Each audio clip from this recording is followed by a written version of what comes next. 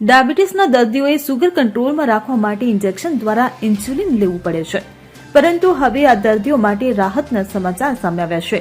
હવેથી ડાયાબિટીસના દર્દીઓ ઇન્હેલર મારફતે પણ ઇન્સ્યુલિન લઈ શકશે. દવા બનાવતી કંપની સિપ્લાએ જણાવ્યું હતું કે ભારતીય નિયમનકાર સેન્ટ્રલ ડ્રગ્સ સ્ટાન્ડર્ડ કંટ્રોલ ઓર્ગેનાઇઝેશનની તેને દેશમાં ઇન્હેલ્ડ ઇન્સ્યુલિનનું વિતરણ અને માર્કેટિંગ કરવાની મંજૂરી આપી છે. ડાયાબિટીસના દર્દીઓ હવે ઇન્હેલર મારફતે ઇન્સ્યુલિન લઈ શકશે. દવા નિર્માતા કંપની સિપ્લાએ જણાવ્યું હતું કે અફ્રેઝા નામનું ઇન્સ્યુલિન જે મેનકાઇન્ડ કોર્પોરેશન દ્વારા બનાવવામાં આવે છે અને તેનું ઉત્પાદન કરે છે, તેનો ઉપયોગ ડાયાબિટીસ મેલાઇટ્સ ધરાવતા પુખ્ત વયના લોકોમાં ગ્લાયસેમિક નિયંત્રણને સુધારવા માટે કરવામાં આવે છે.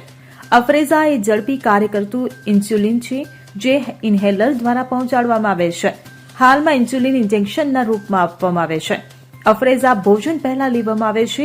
તે ફેફસામાં ઝડપથી ઓગળી જાય છે અને લોહીમાં ઝડપથી ઇન્સ્યુલિન પહોંચાડે છે.